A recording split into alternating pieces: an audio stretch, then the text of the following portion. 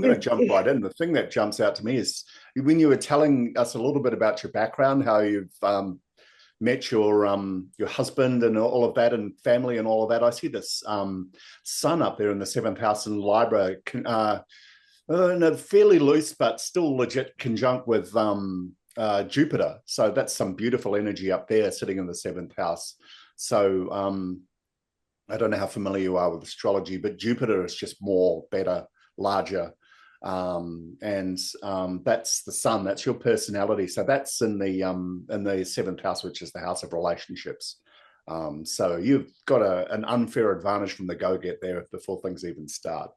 Thank you, because if I could just chip in a little bit with that, because I feel like lately when it's just like when you said it with my Cancer moon and that kind of moon energy kind of pulling, it kind of resonates because lately I feel like I've been tapping into my more I've been tapping in and letting my intuition guide and lead me a little bit more.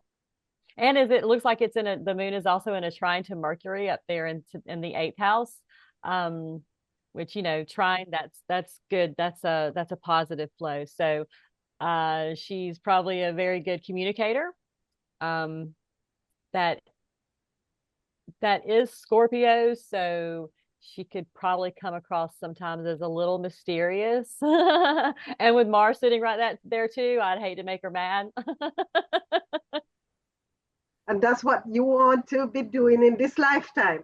Yeah. And you've done it. So your mission keep going. And that's why Pluto is beside the North Node. So it's like you're coming to do something and you've done it. And then you said, I channel. And I'm very sure that you do, because Mercury in Scorpio in the eighth house is a medium.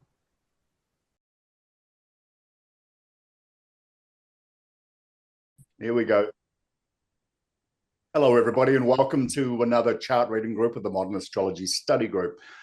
Today, we are doing a chart reading for Mariia. If I said your name right, can I say Mariia in it? Yes, that's fine. Okay. All right. Excellent. Maria's in Manchester right now, but you were born in Nigeria?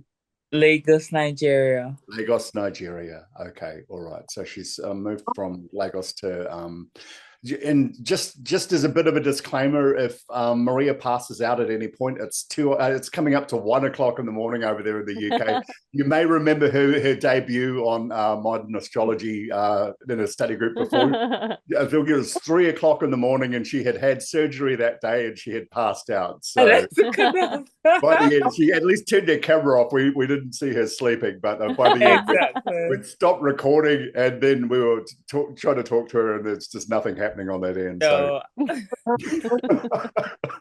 luckily she turned the microphone off too, so who knows.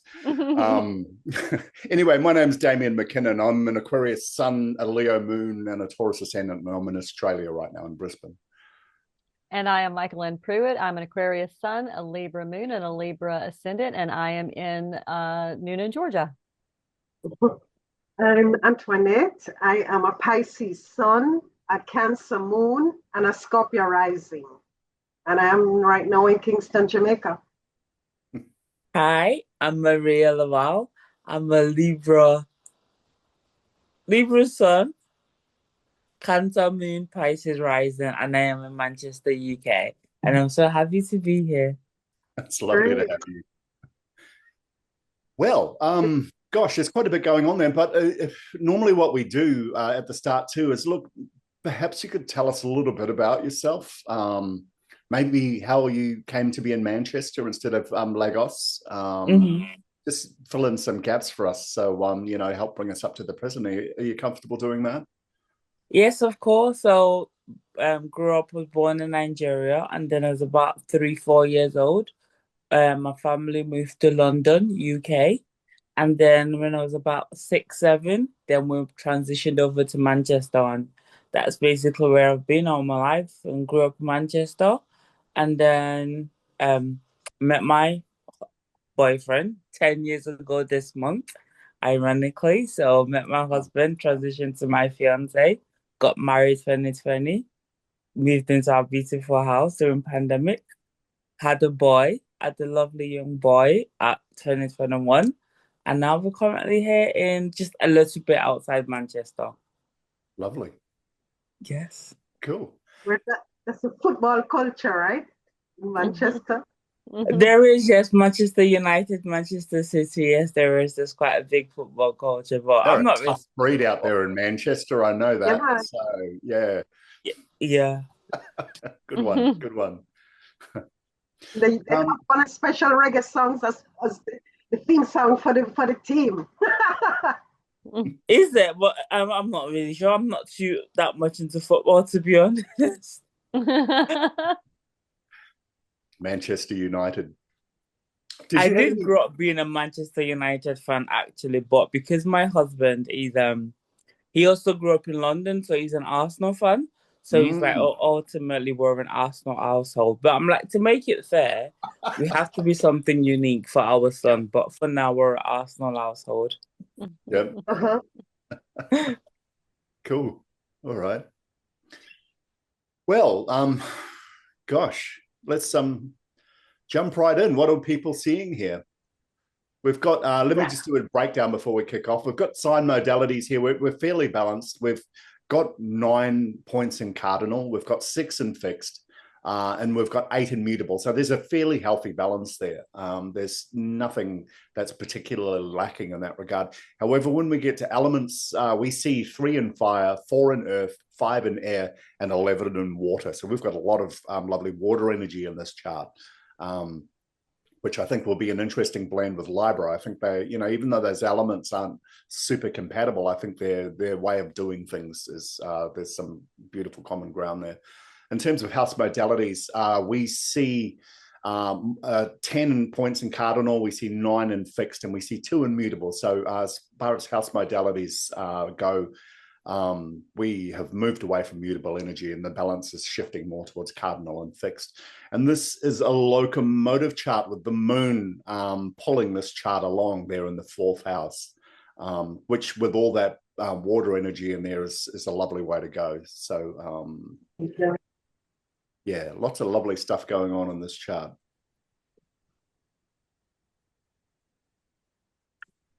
I'm going to jump right in. The thing that jumps out to me is when you were telling us a little bit about your background, how you've met your husband and all of that, and family and all of that. I see this sun up there in the 7th house in Libra, in a fairly loose but still legit conjunct with Jupiter. So that's some beautiful energy up there sitting in the 7th house.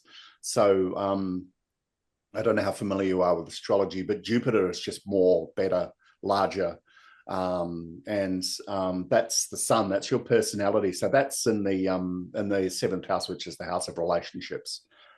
So you've got an unfair advantage from the go-get there before things even start.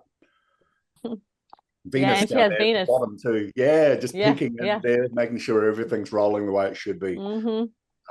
So yeah, you got a lot going on in that 7th house. We got some good energy in the 8th house. We've got a lot of stuff happening at the top of the chart, actually. In fact, when you take away Chiron and the South Node, which aren't planets, you've only got the moon down at the bottom half of your chart. However, that moon is pulling all of that energy along. So it's a really interesting juxtaposition there.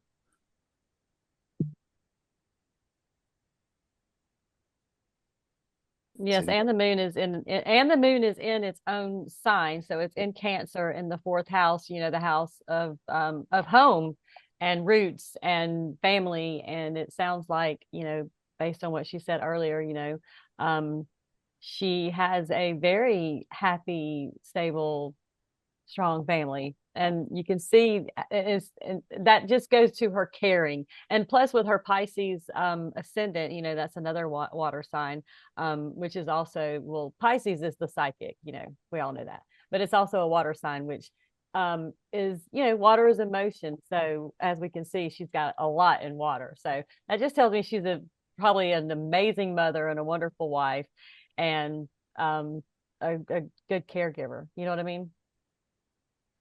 Yep, I'd second that. And as it looks like the moon is also in a trine to Mercury up there in the 8th house, which, trine, that's good. That's a positive flow. So She's probably a very good communicator. That is Scorpio, so she could probably come across sometimes as a little mysterious. And with Mars sitting right there too, I'd hate to make her mad. Which is also the ruler of Scorpio. So we've got one ruler connecting up to another. So yeah, they're connected by a trine. So yeah, I wouldn't want to be on her bad side. Not that I wouldn't think that she would ever really be, because she has so much in water. I don't think that she would hurt a fly. You know what I mean? But I do think if you ever messed with her family or something that she loved, she could probably handle the situation with no problem. It's got Pluto in the 9th house too in Scorpio, which is the other ruler of Scorpio. So that the Scorpio is strong. Lots of Scorpio energy. Yeah. Which is awesome. I mean, right, Antoinette? We love Scorpio energy. I was raised by Scorpio. I've got a lot of Scorpio energy in my chart too. So that's a good thing. You get to be mysterious, because Scorpio is a water sign. So you get to be emotional, but you also get to be mysterious at the same time. I noticed, and deep, very a deep thinker. And she goes deep, she goes profound, and she's very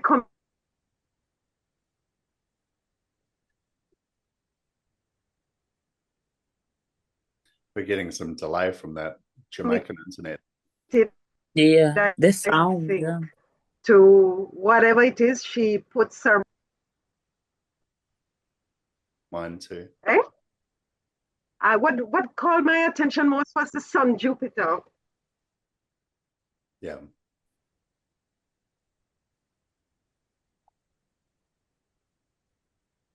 The Sun and Jupiter in the 7th house. It looks so expansive and so happy and person.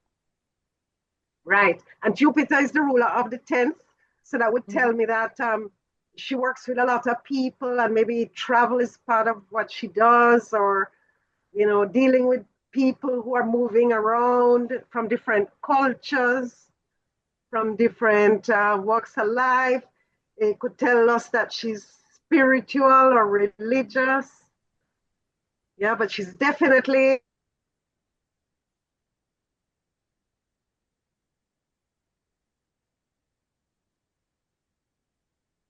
with Neptune and Uranus conjunct at 18 degrees. I mean, that's something right there, because Uranus, happy-go-lucky and upbeat. Yes, 1818. Yes, she's definitely come to work with others and work with the society as a whole.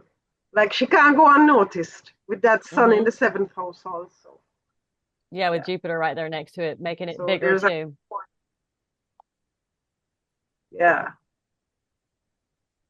Just want to pick up on something you mentioned, Antoinette, which comes out really, really strong on this chart, is this water energy. I mean, we've got a person with the Sun in the 7th house in Libra conjunct Jupiter. You know who you are as a person. There's a confidence that comes from that too, and an expansiveness. You've got the Moon down there in the 4th house in Cancer, its domicile. So you know who you are as a mother. So that they're all grounded things. What you mentioned earlier about this being your first chart reading, about trusting your instincts and your feelings about when the right time for that would be and when the right group for that was too. I think that's really emphasizing this water energy we're seeing in this chart too. It's probably tapping into that Pisces ascendant, but also all that Scorpio energy up there in the 8th and the 9th house as well. I find it interesting that you've got Sagittarius right up there at the top of your chart, the ruler of your 10th house, but the planets there fall off into Capricorn in the 10th. And you've got the North Node in Sagittarius carrying that energy, but it's Pluto there in the 9th house. And they're generally planets and placements that don't bond super well with Sagittarius energy. But if that's a theme, to the way that you enter life and enter those two houses, then that strengthens those other two, because there's an expansiveness outside the otherwise rigid or linear way that those two think. So you've got a bigger picture view sitting right in the middle of both of those. And that north node makes sure that you carry the day, that you're always looking at the horizon and not looking at what's right in front of you. So, which is the way we're supposed to look at life, I think, if we're going to grow and develop and move forward. Look, she's smiling. Look at that big smile on her face. That's good. That's good. I'm glad we're doing all right so far. I can see that happening. Yeah. Well, she does have a lot of fortunate placements, and especially with that seventh house, you know, like you mentioned, Damien, with the sun and Jupiter right there next to each other, and then with Venus. I mean, that's, and it being in Libra, you know, I love Libra, obviously, but Libra's an air sign, you know, so it's an intellectual sign, and it's a sign of fairness and balance. And so it tells me in relationships, she's probably a very good communicator. She's probably good at looking at both sides, maybe putting herself in the other person's shoes, whether it's, you know, romantic or platonic or business or whatever. And as we can all see, she's very beautiful. So, you know, that's where that Venus comes in. So that definitely helps her in relationships, you know, because, you know, it's easy to talk to somebody, when they have, you know, but they just radiate beauty. And that's what that Venus is sitting right there doing, is it's just radiating your beauty, and that sun and Jupiter just expand it all, you know, and being in the air sign, like I said, that's just another layer of intellect that adds to, you know, you're not only beautiful on the outside, but you've got the brain that go with the beauty. I mean, this is your chart talking. I'm just interpreting your chart. That's what I mean. Obviously, I can look at you and see all that too, but even if I couldn't see you, I can see it right there. Thank you, because if I could just chip in a little bit with that, because I feel like lately when it's just like when you said it with my Cancer moon and that kind of moon energy kind of pulling, it kind of resonates, because lately I feel like I've been tapping into my more I've been tapping in and letting my intuition guide and lead me a little bit more. Like, you know, also get into my tarot. I feel like I'm channeling more of the high priestess energy vibe. And obviously, when you mentioned as well, with me growing up in Nigeria and being quite spiritual, I class myself in terms of my religion. I'm quite spiritual, and the church that I grew up in is a quite spiritual church. So that kind of helped kind of develop my sense of awareness and self from quite a young age in terms of like spirituality and connecting to, like, you know, the other side and portal. So I'm quite open in that regard with my spirituality. And to definitely in terms of like my home and family, I definitely adore like my being a mother and all of that, because I am a children's author, and I write all about positive I've got a book actually, sorry, not to plug, I don't know if I can or not, but on Amazon it's called My Daily Mindset Mantra, and it's all about teaching young children, because I have a little boy, and when I was pregnant and giving birth, I realized there wasn't much books out there for young boys about using positive manifestation and affirmations to like help empower the voice and use the voice. So I wrote a book about my daily mindset mantra with positive affirmations for young boys. And I've got a girls one, and I'm building like that business aspect of my career, and, you know, working with children. I didn't really think I enjoyed working with children, but I love being an author, and I love going to like nurseries and reading to them and helping them find a voice. Like I'm finding my voice now currently as well. And so, yeah, I love the aspect of that. It's interesting you say that, because Michael posed a question earlier in the week about iridology, if anybody had heard of it. And I remember back around 2000, iridology was quite big. There were iridologists everywhere. But back then, too, there were a lot of books. There was a lot of focus on indigo children around that time as well. And there were a lot of books on spirituality for children and a new generation of children coming through and things like that. And you're right. Now that you mention it, a lot of that momentum seems to have fallen off. We're in a different world now in a lot of ways. I think, you know, around Y2K, everything was coming to a head, and I think everything was heightened. So, and spirituality for sure fell under that category. You know, you had your Louise M. Hayes and your Deepak Chopras going around the world doing the whole talking circuit and things like that. But in a lot of ways, that energy's receded right back. So I think what you're doing by writing these books, especially in these times, and especially right on the cusp of what's happening right now, we've got Pluto that's moved into an Aquarius. We're going to see a major shift, especially in the consciousness of children. It's like 911 in a way. Children born after that aren't the same as the children who were born before that. You know, the whole consciousness of the world and everything around them has changed, and they've adjusted to it accordingly. So you, by all means, I think your book, when you get a chance, post a link up in the study group, so everyone can check it out, because I think what you're saying is really, really important, and I think that's a really, really good way to start too, because I'm just going around in circles now, but I'm just you know, I think the timing on that is right. Yeah, good on you for doing that. 911 is something I see a lot more frequently, a lot everywhere. 911, I'm like, oh my goodness. I'm sure it's about a message that needs to be said. I'm like, I don't know how to go about it. I'm trying. Yeah. But yeah, I definitely post a link up about my my children's book, and it's picking up. It's picking up, but yeah, so well. You're waiting for the world to catch up with what you're doing, I think. That's what you're doing. You're on the bleeding edge of kindness, really. Let's just get some momentum behind that. I think that's a great thing that you're doing there, and that you're being proactive and going out there and reading for children too. So, and sharing that content with them firsthand, because you've got a face that looks like it's built just for smiling and for warmth. So I think, you know what I mean? Some people, I can't fake that. No, you can. But you know what I mean? So for the children to be exposed to that energy too, and seeing it, you know, talking the talk as well as walking the walk is really, really good. I think that's amazing. Yeah, definitely. And that's what children need right now. They need guidance. Yeah, definitely. And you've got that Uranus and Neptune up there in that 10th and 11th house. You know, Uranus is the planet of like rebellion and upheaval, and just it's the unconventional. And then you've got Neptune, which is the planet of spirituality, you know what I mean, and dreams and so forth. And they're sitting there right on top of each other. And so that's your children's book. That's your spirit.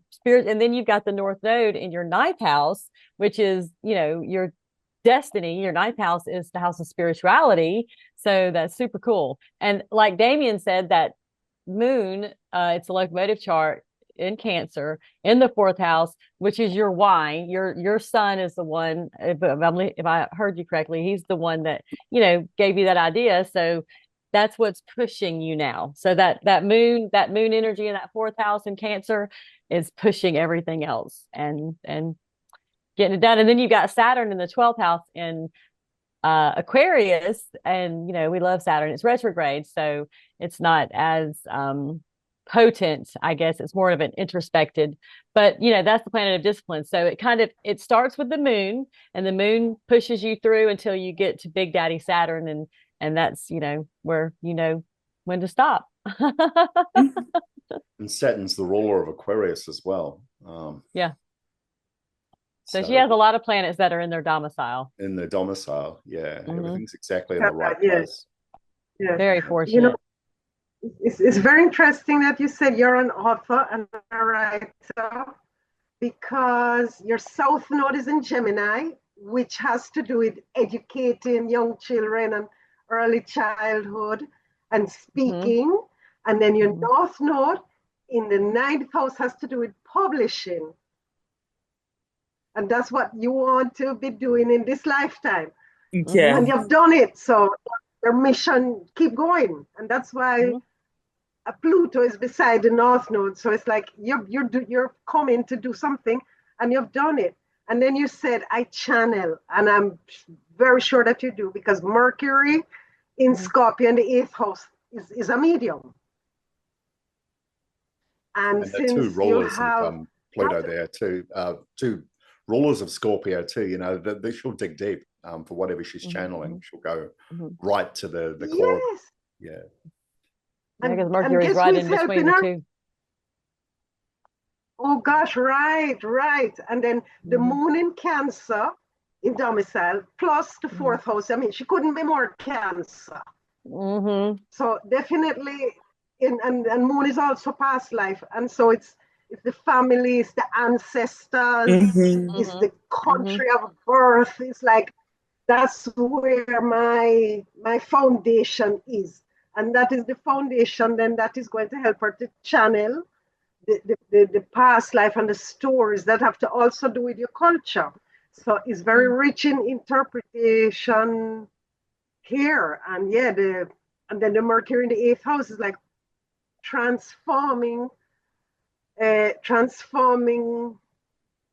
thoughts and messages and everything, and it comes in with a force with Mars as well, and it's going to help you earn money because Mars is the ruler of the second house, and it's also in a house of money, so that's how you're going to earn your money too. I love it. Like, we're earn money going into other people's resources. So, so people will buy your books, and definitely. And it's great. And because the rule of the chart is Neptune, and Neptune is in a very good trine with, is it with Venus? Venus, with the rule of our sun. Yep. Right. So it's like they get along. So it's like we're in tune. It's almost like the basic, everything is set up. So whatever square we have or whatever challenge that she has, she's going to be able to use those good aspects to help her to get through those hurdles. And because of that, because we see a T square and a T square with the sun. So just being who you are is going to help you to settle any problems or disputes, and because we see something to do. Did you marry into your culture or outside of your culture? Into my culture. Is your husband a traditionalist?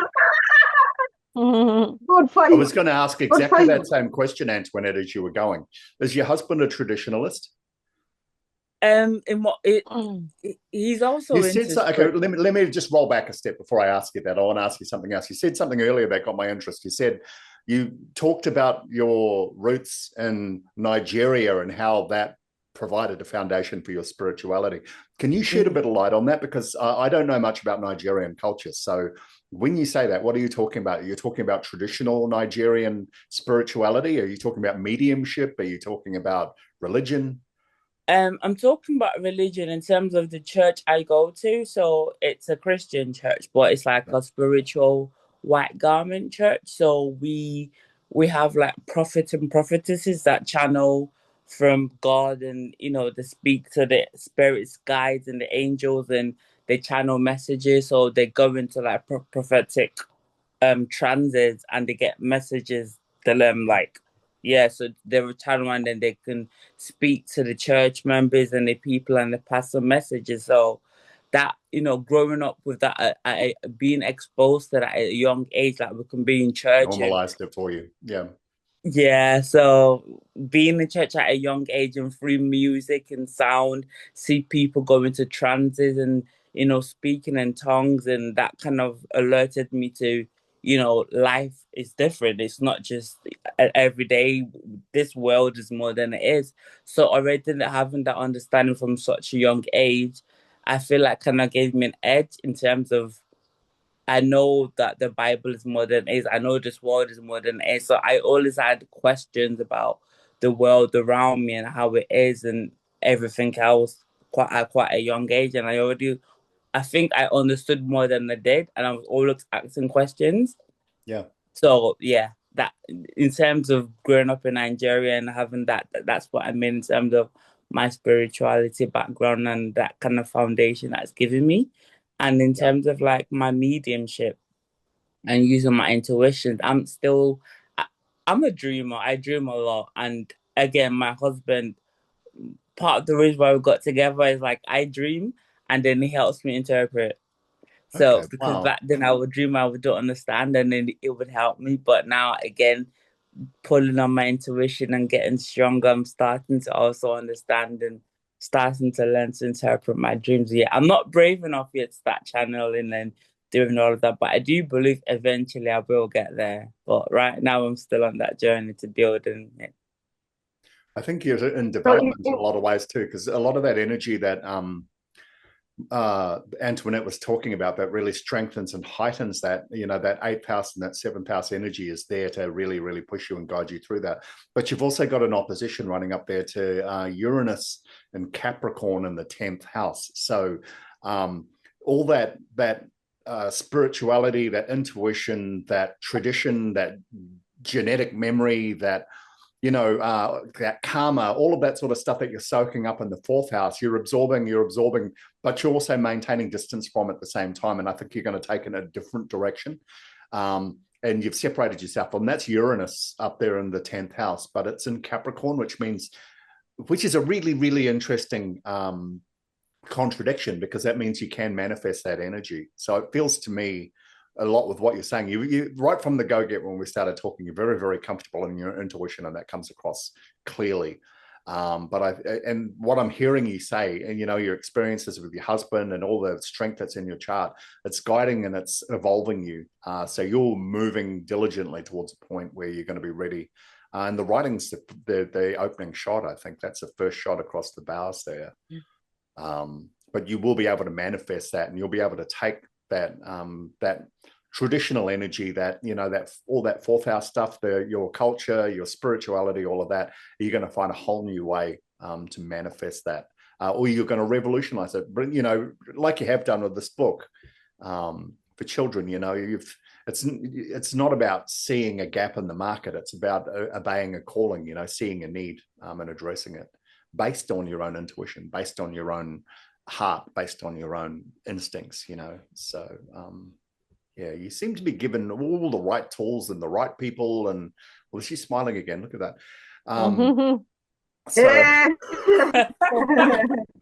Honestly. Okay, yeah. So as far as the mediumship goes, I just have to say this before I forget. All right, so as far as perfection year goes, she's in her 7th. All right, so you're 31, right? Yeah. All right, so she's in the 7th house perfection year until her birthday in October. So then you'll go into the 8th house, right? So the 8th house, that's in that, as we can see, it's Scorpio. It's got Mars and Mercury, and it's in the trine with the moon. So maybe next year, like we just talked about it being the 8th house, I know you said that you were, I don't know, did you say you had a little bit of fear around the mediumship? So maybe being, maybe you're getting prepared, because next year, you move into the 8th house. So all next year is all about the 8th house. And that is literally your Mercury and your Mars. And your Mars is going to give you the courage, because don't we know Mars is about courage? And it's sitting right there next to that Mercury. So whether you like it or not, I think, and I think you should like it. I think you're ready. But I think that you're going to have more experiences with the mediumship coming up very soon, because of what I see in your 8th house. So I would like to know how that turns out. So you guys, I'll keep you what do you guys updated. think? What do y'all think? I mean, yeah, totally. I mean, it's in Scorpio too, so it's going to be digging deep. Yeah. What do you just following up on what Scorpio and North, so imagine it's going to be powerful. So take advantage of next year of university. The North, no, yeah, definitely get a chance, but I'll look at, yeah. So next year is going to be very transformative. I mean, you're going to be paying attention to Michaeline, 8th house perfection. Venus is going to be the time lord, right? And then then we have to look at Venus, and then Mars and Mercury and Pluto, because Pluto is the ruler of the planets there as well. And it's the house of Scorpio. Yeah. So there's a lot going on there, yeah. Yep, and it's in that ninth house, like Antoinette just pointed out, with the North Node, which tells us this is your destiny. So to reiterate, I hope you're ready, because I am. And not, I don't hope you're ready. I can see that you're ready. You're ready. You're ready. Just don't doubt it. Yeah, just don't doubt it. You know, it's right here, and with that Jupiter right there, I mean, you have luck on your side. You can call it luck, you can call it source, you can call it God, you can call it the universe, but that's a very favorable position. So you're here to do great things, and you're here to be seen too, by the way. So which is a big way. Yeah, in a big way. Yeah, which is what your children's book is. Yeah, with a children's book, think about it.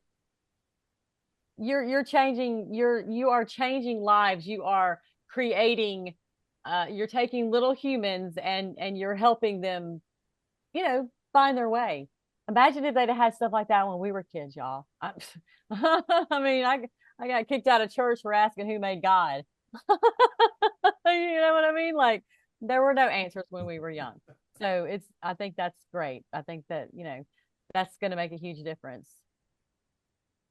Because the children are our future, you guys. You know that, right? Exactly. What's the song? Come on, Antoinette. Children are our future. Future. Well. Anyway, we'll spare you the rest, but yeah. So I was thinking about Britney Spears' "Lucky Star" as well, or was it Madonna singing "Lucky Star"? That was Madonna. That was Madonna. Yeah, Britney Madonna would says probably be. Lucky girl. Yeah, you do have a very fortunate, very lucky. Yeah. Or that's what we see when we look at it. I mean, we're not saying that you haven't had any adversity, or everybody, I'm sure that there's been ups and downs. She's putting a disclaimer, and you might not be lucky. You might not be. No, I'm just kidding. I'm just saying, for the most part, it looks like you probably get the parking place right up front. You probably, if it's raining, somebody just happens to have an umbrella. Stuff like that probably happens to you when you go places. I'm sure everybody smiles. That's the kind of lucky I mean, just a good experience while you're here. You probably don't run into a lot of assholes, because how could somebody be an asshole to you, right? I mean, like I said, that sun and that Jupiter, it just radiates. I mean, Sun is square Uranus, and it's square Neptune, because she's so different. Yeah, she's different. She's from a different culture. She's living there, so but she's because there's the moon is opposite the chart ruler, but the chart ruler is in a very good position right up at the top, so she's coming to that, and you wanted her that having that thing that is different, and it's going to make her connect to crowds of people or groups of people, and so it's going to be a very distinctive thing that she's doing there. It's a noble profession what you're doing. Keep it up. Thank you. And the 18 and the 18 right there on top of each other, 1 and 8 break down to 9 in numerology. So that's another kind of synchronicity. So that also points to you are on the right path, which, you probably already know that. We're just here to reiterate. Just something Michaelin said, though, if you still are feeling a bit of fear or apprehension, or just a little bit of caution with your mediumship and all of those other things too, you're intuitive enough to know what's good for you too. So respect and enjoy that. Because like they say, you're going into next year, you're going to be going into that Scorpio stuff. And I think it's going to be pretty hands-on from there. And it's going to go deep. enjoy that uncertainty now. Enjoy that, that caution and things like that too, because they're a natural part of the process. It's the same for all of us, and we've even seen it happen in this group. Quite often, at the end of the day, that one missing ingredient is just confidence. It's just confidence and experience. Those two together, and you build those over time. And what we find again and again is that people are good at this, better than they ever thought they were. They just didn't know it yet. So maybe that's where that caution's coming in as well, or that sense of, I think the word you used was fear. I don't know if it's fear. I don't know if you feel fear that way. Maybe you just, the energy's not right, like you were talking about with these, getting your first chart reading done and things like that. And if that's the voice that you're hearing inside too, then I'd trust your intuition on that. But that will evolve and that will change. It really is. It is about confidence. And I think Michael and I, more than anything in the last year, or as long as we've been doing that, have really had that lesson grounded in confidence and learning to stand in your own light, and trust that. So yeah, I just thought I'd throw that in there too. Yep, that's perfect, because that's what she's going to be doing come August or October the 8th. It's going to move right into that. Well, Scorpio doesn't dabble, No, nope. So once that kicks in, it's gonna kick in pretty, not hard, but it's gonna be deep. Yeah, but about it, so yeah. You've got a little time to prepare. Mm-hmm. Mm-hmm. It's not like it's interesting with your Scorpio in the 8th house. Your chart's built the way that charts are supposed to be built in that regard. And the 8th house is about the occult as well. That's where the occult lives. The unknown. The unknown, and that deep old intuition. A lot of that 4th house stuff, about what's the what do we call it? Spiritual memory and stuff like that. A lot of that manifests in the 8th house as well. And in some ways too, it's about a house of letting go too. So yeah, it'll be an interesting experience. I'm as curious as Michael is to see how that turns out for you.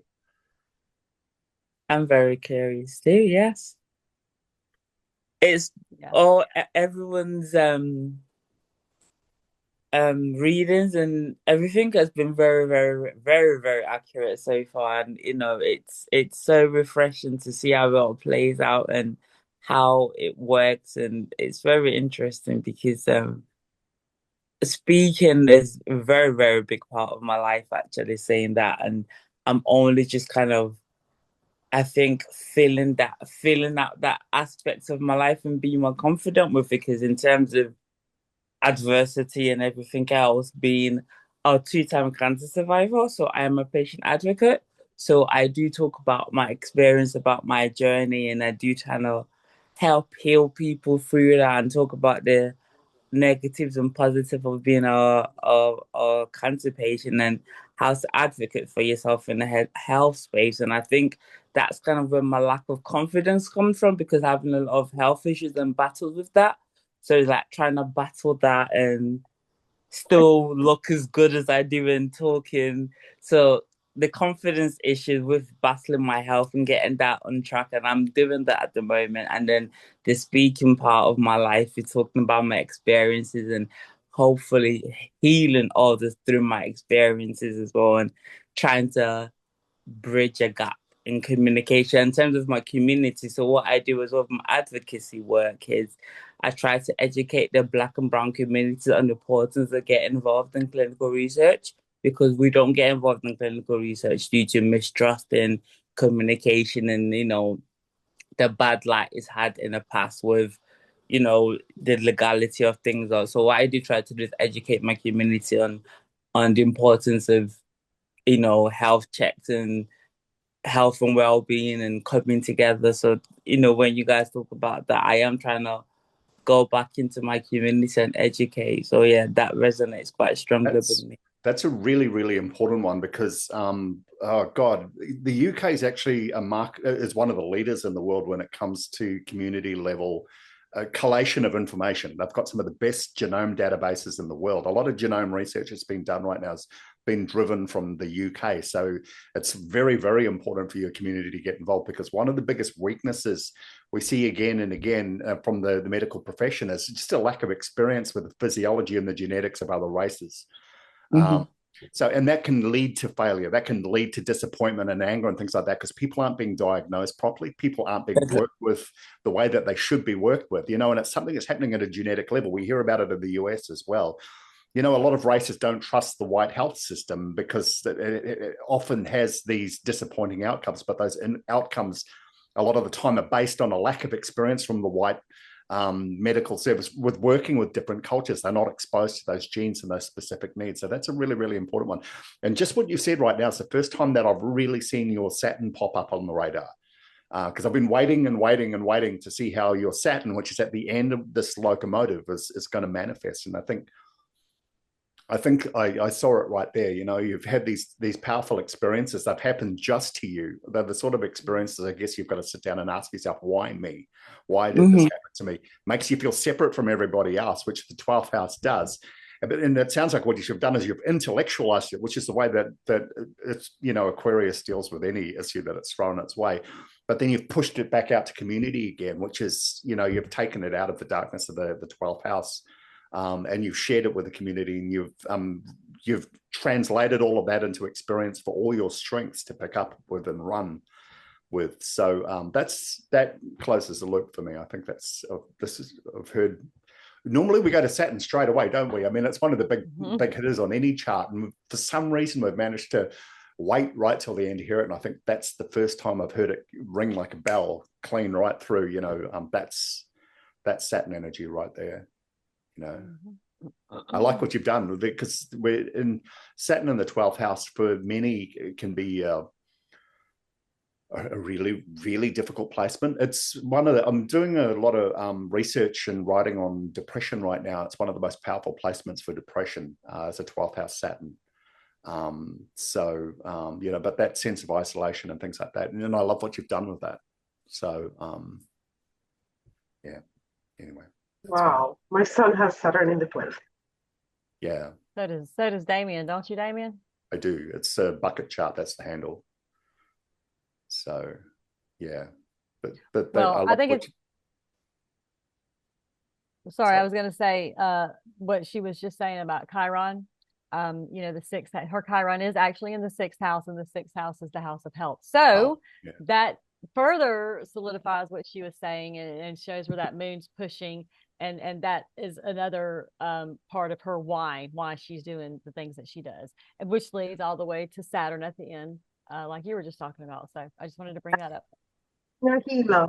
So you like her voice and her messages are healing. Because I think Chiron in the 6th house is a healer. And Mercury in Scorpio, So it's like learning about transitioning, and then Venus is there she makes it beautiful there. So, and husband is beautiful too, because Venus is in. And Jupiter, Venus which represents the husband, he's right there as well. So, right next to the sun. He's also Mercury. So there's a big presence he has a big presence in the chart too. Excuse me.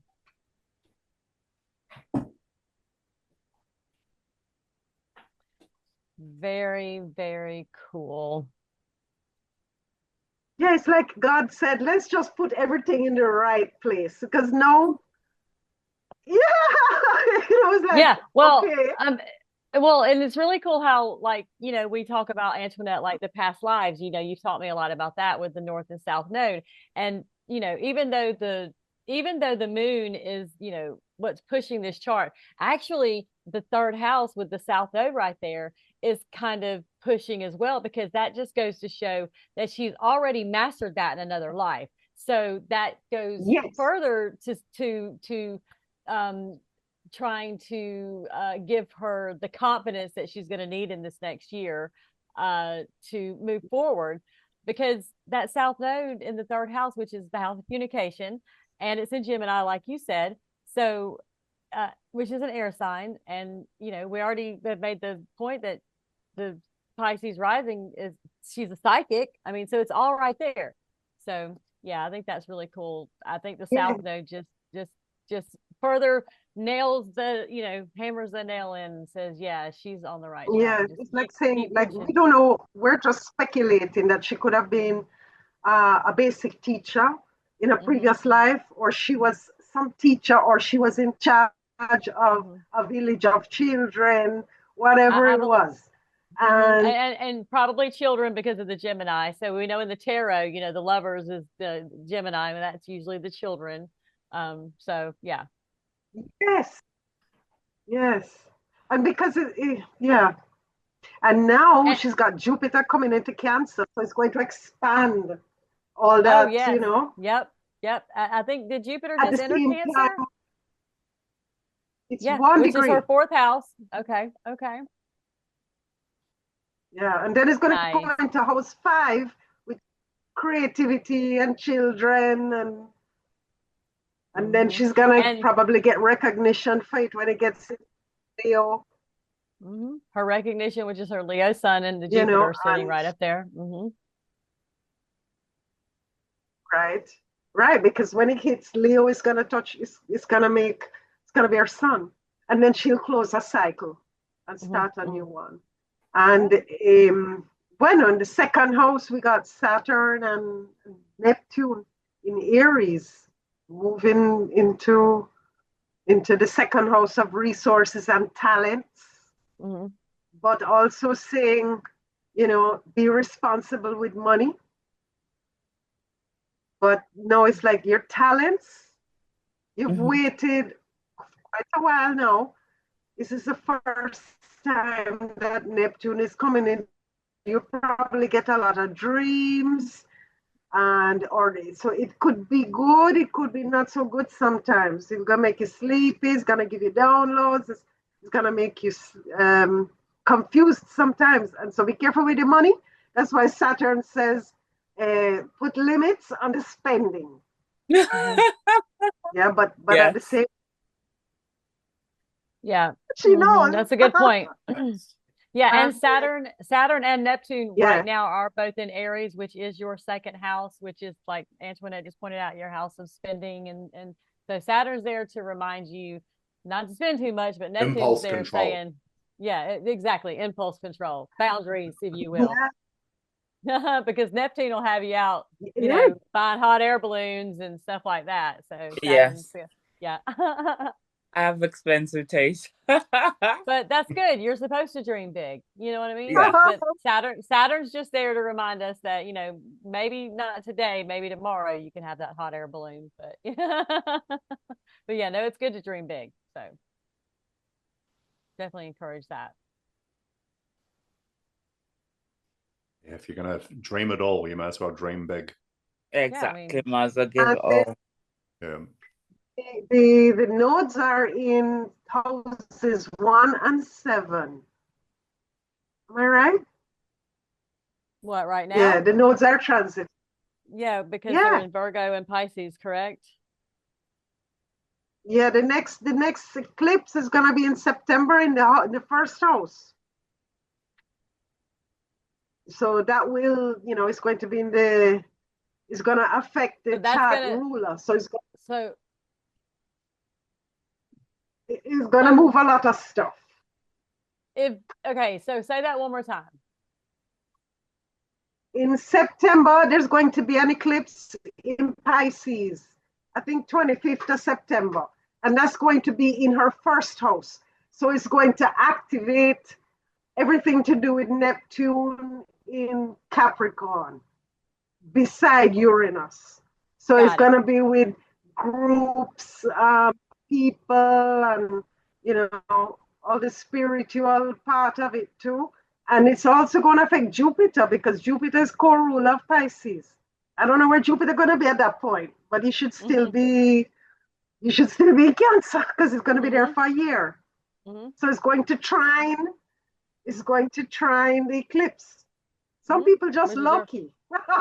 Yeah, you're just lucky, which is your first house of identity, like she just pointed out, which is what you're trying to get a grip on, Yeah. your Yeah, self-worth, your sure. identity, so Yeah. that you can, Now is the yeah, time. so yeah, well, that's your destiny. Wow. Very powerful. Very cool, right? It Yeah. is a powerful. Wow. So, how are you feeling about this? How have we done? Yeah, how we Excellent. doing? I'm blown away, like at everything that's been said, because it does resonate one way or the other, and it's very strong. And being on this journey, but seeing it from another perspective, as you guys have said it, it's very powerful because of how accurate it is and how strong it really is as well. And even as you guys are speaking, I can feel it intuitively, like in my stomach. It feels right. I literally feel like I am on the right path, and I have been trying to manifest, finding my tribe, and I feel like I'm slowly outgrowing my childhood friends and my community, and I'm trying to move into something new and trying to find where I belong. So I'm hoping with the new tribe and community I come into, I don't have to feel as afraid, and I can fully embrace my intuitive side, and definitely maybe get stronger with my mediumship as well. So I'm really looking forward to that. That's one of the big things I think in the near future. I'm looking forward to starting to actually channel and see how that comes about. Awesome. Great. Great. Well, all the pieces are there. We can see it all. Everything's been laid out. But what you're saying, it sounds like your intuition has come through for you. It's leading you exactly to where you need to go.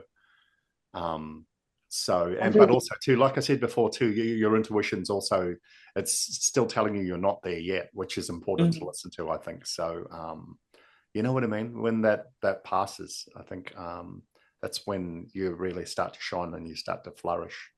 And I think I like that you're still, with all these really powerful indicators, I still like the fact that you're entertaining doubt and you're not rushing. I like what you said. I actually really love what you said about, so you've got that T-square on the chart there that points to your 7th house with the sun and with Jupiter there too, and how your husband's a shared part of that journey and help it as a filter to your intuition as well. And that's looking at the way your chart's working. You've got the right people in the right roles doing the right thing at the right time for the right person. So that's really, that's powerful. It's all deserved, and you've still got humility somehow in the end of all of that too, which I think is important, especially with these gifts. And when all these things are being given, when you start hearing that voice saying, yeah, this is me, and you start rushing forward, you're already immediately distancing yourself. So I guess that's why I'm saying, just I like that you're still maintaining your caution and your humility as you go forward, which is important. Yeah, especially if you're going to work with other there's something about. Sorry? No, I was saying that there's something about having a planet in the 12th house that I read once, that it's actually like the spiritual component, because it's also the house of the ancestors. I mean, any house 4, 8, or 12 has to do with the family and ancestors, or there's a spiritual component that is working in her life, that is helping her with the things that she does, because the ruler of the 12th house, which is Uranus, is beside the chart ruler. Yeah. So absolutely. it's like wherever she is, she's accompanied, like she's never alone, and guides are there to help her, the ancestors are there to push her forth, and it must have been not an easy previous life, because this one is like, we're going to expand you. I love to see Sagittarius at the MC. I love it. It's like, what could go wrong? But anyway, things do, but But the way Yeah. that you My feel, experience is Sagittarius, everything can go wrong. They just don't care. That's why we laughed. I just wish I had that. That's why I want to travel. Yeah. Yeah. Oh, okay. Well, Well, I am, so I'm not going first. I'm not going first. Yeah. I have a cough already. The fourth, and health, 12th houses you're talking about too, they also all rule karma. And they rule our residual psyche, our psyche from past lives, who we are, and things like that too. That might also be connected to your mediumship. And I'm especially intrigued by that 8th house there. And maybe that's where your caution comes from. Because I think maybe that well goes deeper than even you know right now. You know, and you might feel like you're standing on the edge of that. You know, yeah. yeah, because it's a big Our deal. friends I are mean, coming. yeah, Very it's a big deal to open yourself up and to finally accept and to move forward with that work. You know what I mean? And especially put yourself out there. Yeah. So yeah, I think that everybody is right. I think Saturn is in the correct place just to keep you, you know, kind of grounded and to remind you that, you know, when you are working with people, when we're doing mediumship, you know, there's you know, it can be kind of scary. It can be kind of scary for the person, you know, that you're doing it for and for you. And so, I mean, you know, I'm not saying you should be fearful, but you're definitely going into it with the right frame of mind, you know, carefully. Mm-hmm. And that's what Saturn, 12th. yeah, Sorry. that's finish. what Saturn. Yeah, I'm sorry. I was just reiterating what you were saying about Saturn in the 12th house, making sure, you know, to keep everything kind of in between the lines. But just adding to that too is, I think you look at this chart, it looks like a summer chart. You know, everything's in the right place, everything's operating the way that it should. You sit there with, you know, and the way you smile and convey your energy and all of that, it all feels right somehow. But that Saturn, as a reminder, I think that you've earned that, and you've had to work for it. You know, anybody, like right now, we've come along and we're sitting here and we're looking and we're thinking, gee, she looks lucky, doesn't she? Gee, she must get doors open for her. She must get this and that.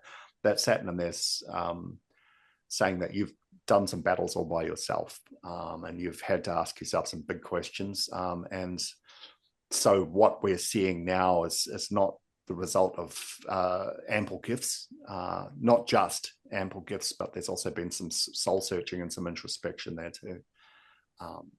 Yeah, which I guess is its role. Yeah, I suppose with all that other stuff, if you took that Saturn away, you could just be the luckiest person on the planet. Winning lotteries and doing it would just, yeah, it'd just be frustrating reading. Well, basically, it's like you were dealt a very good hand this time, and you're playing it correctly. So sometimes, you know, people are dealt a good hand and they don't make the right decisions. And so even though they have a good hand, you know, it doesn't matter, but you do have a good hand. And Saturn is kind of like, y'all know that song by Kenny Rogers, The Gambler? You got to know when to hold them, know when to fold them. Come on, Ashley, know when to walk away and know when to run. So that's what Saturn's there. He's just there to kind of keep you in check. Mm-hmm. Mm-hmm. No, see, spiritual teacher is all over the chart. Mm-hmm. Yep. Am I right? Hogwarts, isn't it? It's like Hogwarts, this chart. Yes. And you're doing anything online, let us know. Yeah. And it's time to head, you know, it's time to go out there and find your tribe. We're a good place to start. We're a lovely tribe. After this reading, it's definitely confirmed that this is definitely a lovely tribe to start with. Yes, I'm definitely gonna be more interactive. And we'll be on the sidelines in 10 years saying she never would have been as famous as she was if we hadn't given her this reading. If it wasn't for this chart reading, I will only shout you out. I'm loyal like that. That's what we're here to do, is to help each other along. We're all in this together. That's right. That's right. Everybody succeed, and we want everybody to use their gifts, because you have gifts. It's just sometimes we need somebody outside of ourselves and maybe the people closest to us to remind us of that. And that's what this community is about. And that's what we've done for the past few years, actually, the past couple of years, as we've come together and we've helped, you know, we've just helped each other remember who we are, pretty much. Right, guys? Yeah. Absolutely. And that's what we're trying to do for you. We're trying to remind you of who you are. who you were and what you're here to do, and just support you and encourage you to keep moving forward, because you are moving in the right direction. Yeah. And any question that you have, you can put it to the group. Yeah. And we'll have a look at it. Yes. Definitely. We're always here. Yeah, we're always here to help each other. Like we talk about, we are like a little family. So welcome. Thank you. I'm so happy to be here. It definitely feels right. Yes, and thank you for trusting us, because it's not easy to go into a group of people that you don't know and put yourself out there, put your chart out there, and some people could tell you anything. Yeah. You know, but it's a good chart. Yeah, well, there's not a whole lot of that. Yeah. It's nice to be reading this chart now too. We've had some really tough charts, you know, with everybody, a lot of people that I know, and we've been talking about it too, seem to be going through challenges and difficulties and things like that. I'm not saying that you're not. It's just not, it's nice to be able to come and see such a positive and expansive chart that promises, you know, with so much promise and potential. And, so much potential. Yeah. And you're very young too. So you've got a lot of years ahead of you, you know, a lot of energy. Lots of time. Pluto going through the 12th house, when he hits the ascendant in Pisces, is going to power up again.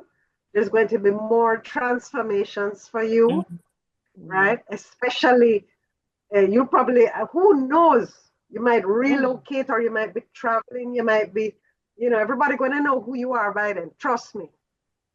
Pluto North Node. You know, don't make her too nervous. I can see her. She's like, set goals. I'm all for people setting goals. So and this is in the next 14 years, right, Antoinette? Not right away. So Pluto's going to be in Aquarius for the next 14 years. So that's a good thing. No, I'm telling she's got 14 years to get ready. She doesn't have to just jump out there. Yeah. So the world has got 14 years to prepare itself for what happens. Yeah, so you got time. And every and it's going to go by like that. The perfection is going to help you to get there. Just concentrate on one thing each year, and you're going to get there. I said to my kids, listen, first Saturn return. In the next Saturn return, you're going to be retiring. What you want to do for the next 30 years of your life? Think about it now. I never did. I didn't. So I have to tell them. That's how life it is. 30, 60, 90. Yeah. If somebody had said that to me, I would have been cracking the whip from 30. But I had just had my first child at 31, and I just wanted to rock the cradle. But then that's what I was doing. I was moon in Cancer too.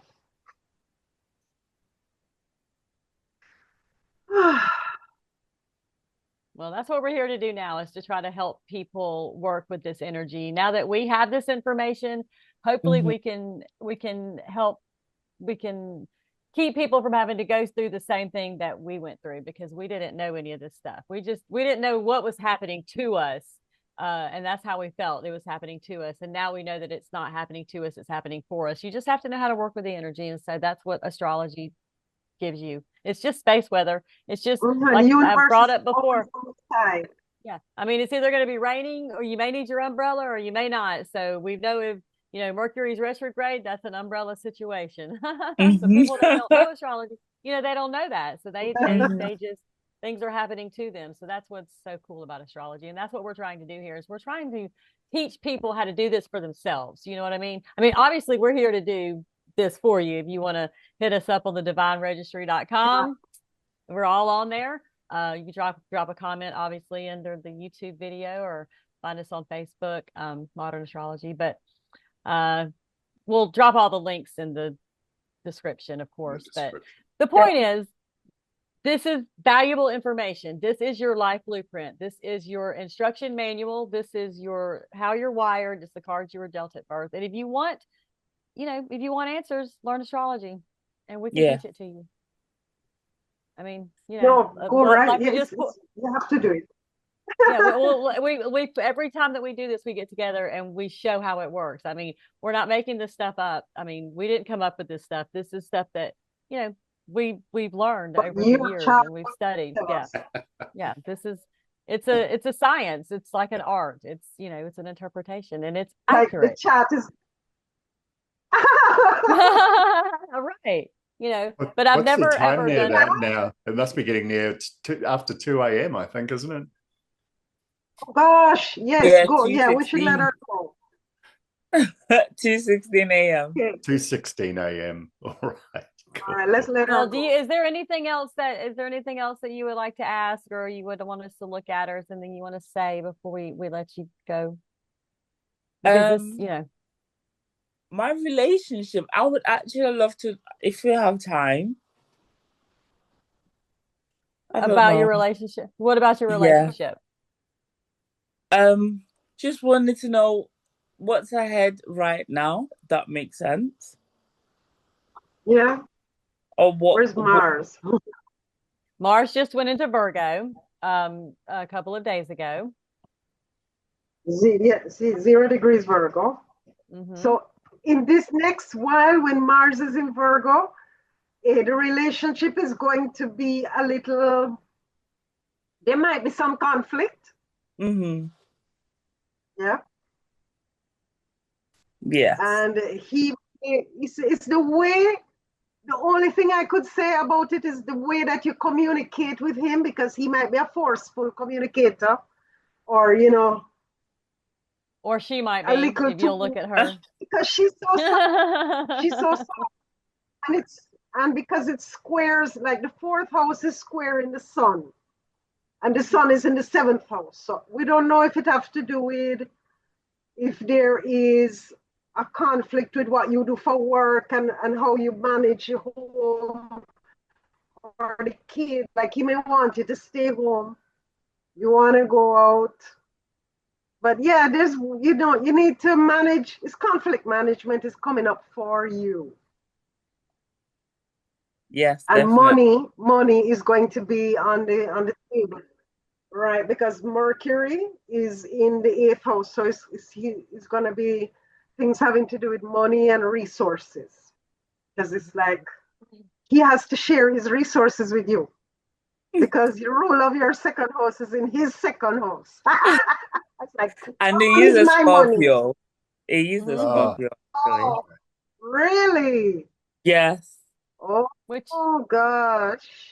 Which works out Scorpio? because your Mercury and your Mars are both there in Scorpio, and they're sitting right there on top of each other. So that's why you guys are able to communicate, because you are able to put yourself in his shoes. Because Venus and Pluto. Let's check. Okay. Is there a good aspect between Venus and Pluto? I can't see. Looks like a sextile. Sextile? Sextile? Yeah. Mm-hmm. Yeah, sextile. Mm-hmm. Okay, that's good. Yeah. No, and like so Antoinette was saying, deep, profound commitment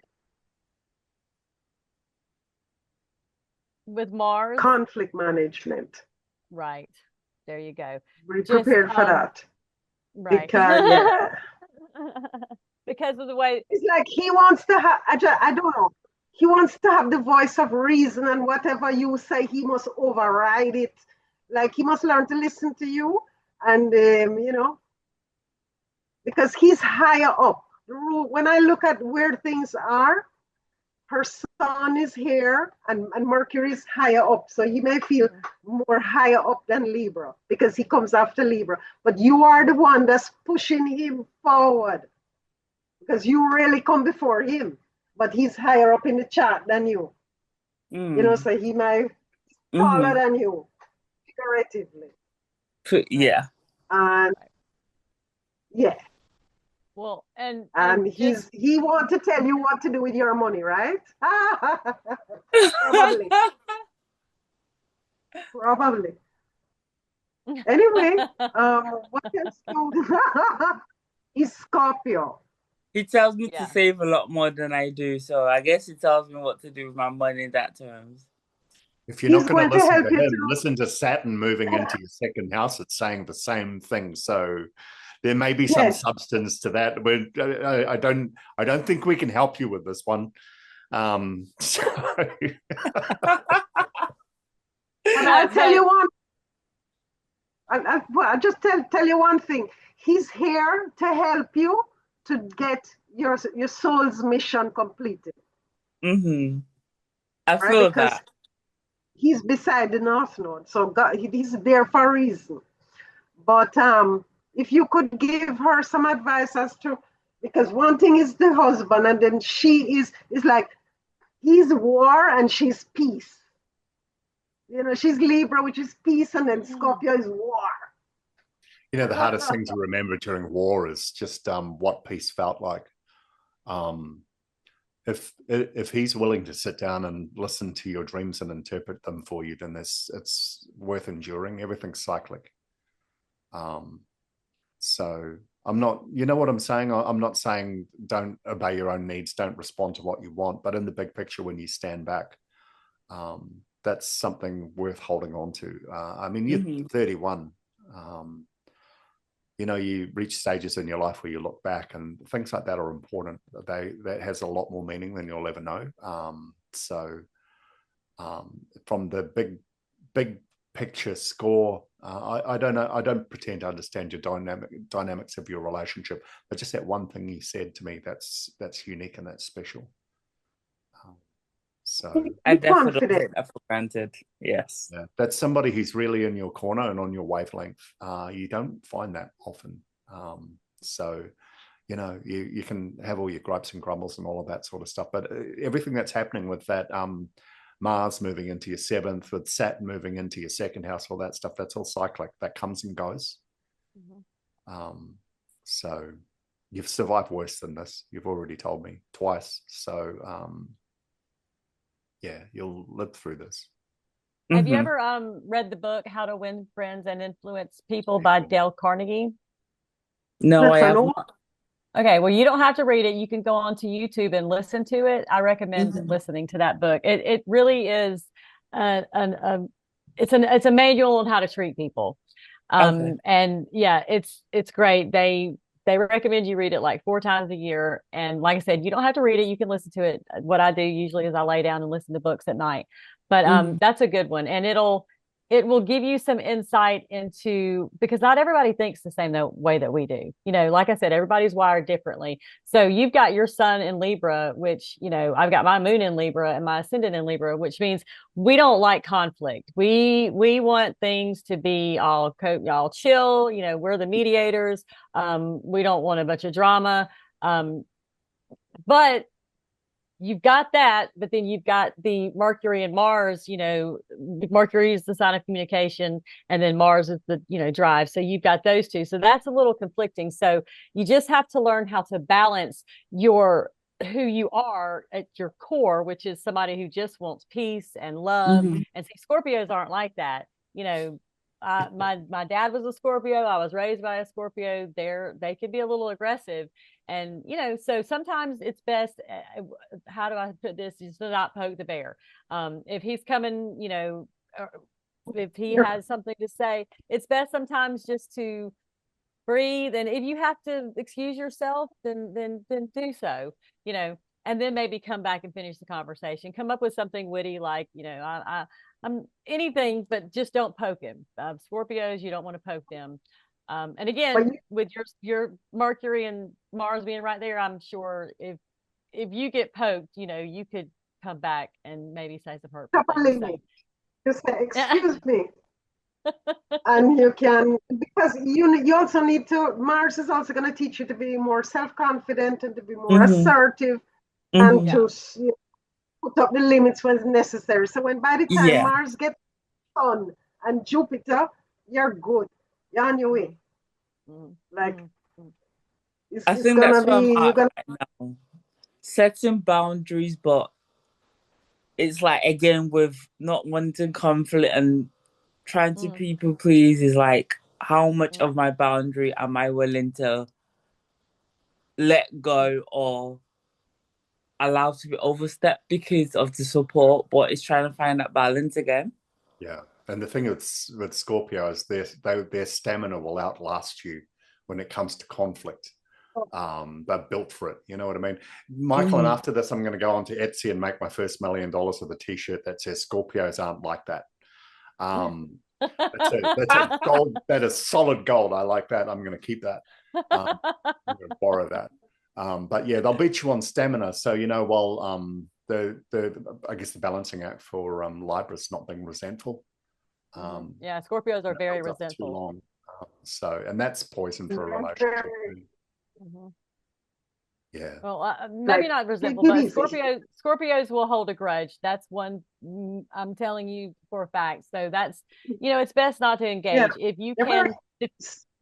Yeah, well, you know, she knows. So if you can diffuse the situation as a Libra, and you can, because it comes naturally to you because it's part of your makeup, then it's best just to do that. And if it's a heated conversation, it's best that, you know, I mean, if you can't, if you have to discuss it, obviously sometimes there has to, you know, you have to have the conversation, but sometimes it's best just to have it later. You know what I mean? And whatever that looks like, however you have to, you know, go to the bathroom or whatever you have to do to breathe. And that just kind of does a reset. And but it's all about, in marriage, I've learned it's all about communication.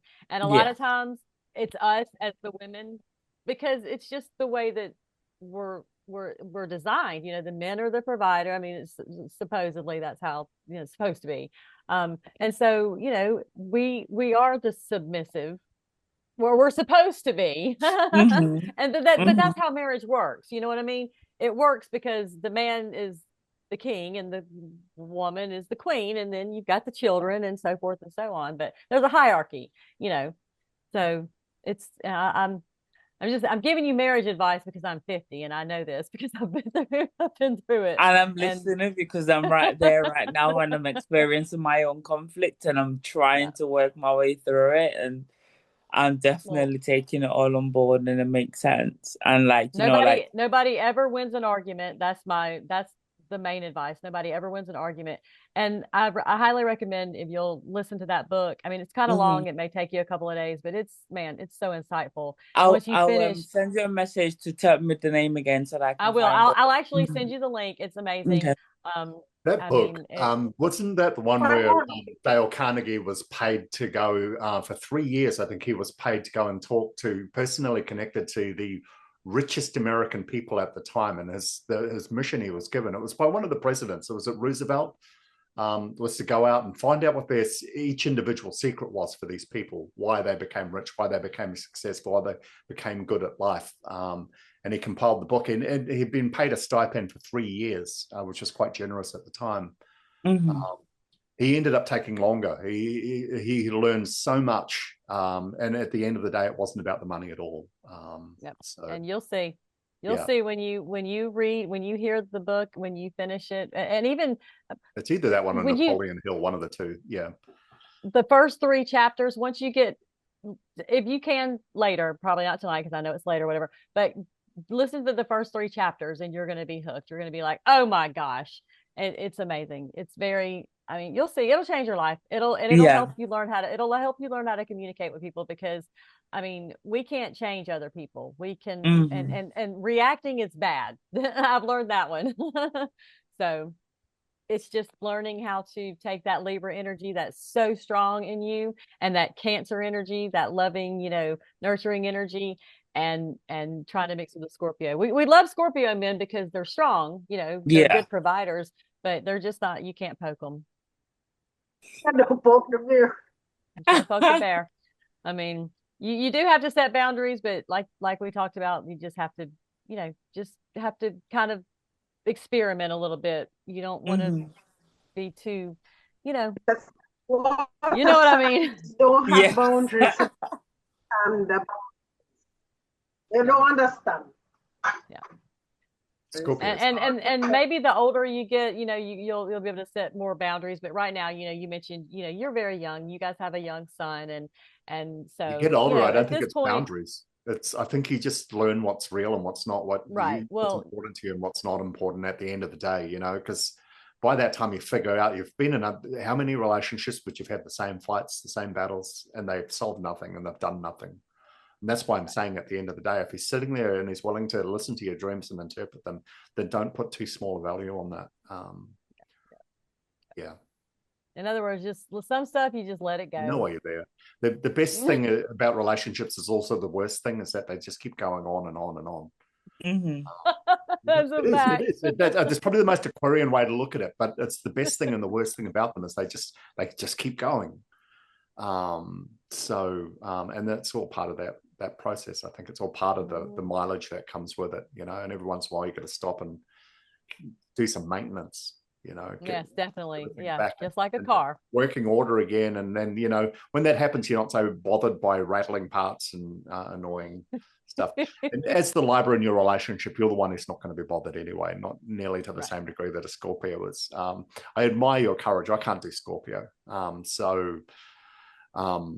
But, you know, you've got all that water energy anyway, so you're certainly better equipped for it than I am. Yeah. Good to know. Good to know. Thank you so much, guys. This has been so wonderful. It's been a fantastic experience. Yeah. Well, don't be a stranger. You know where we are and who we are. So stay in touch. Post a link for your book. Plug it on, get that up there so people can see it. I will. In the morning when I've slept and woken up, I can get the right link. Get some rest. Yeah. No. Gotta get me some dinner now. Yeah. All right. Awesome. Well, take all this information and go sit and process it and you know, let it just kind of seep in and percolate. Yeah, percolate. Yes. That's perfect. Thank you. And just listen and see what you hear, and you'll start hearing what you're supposed to hear. It's got to be open to it, and I think you are.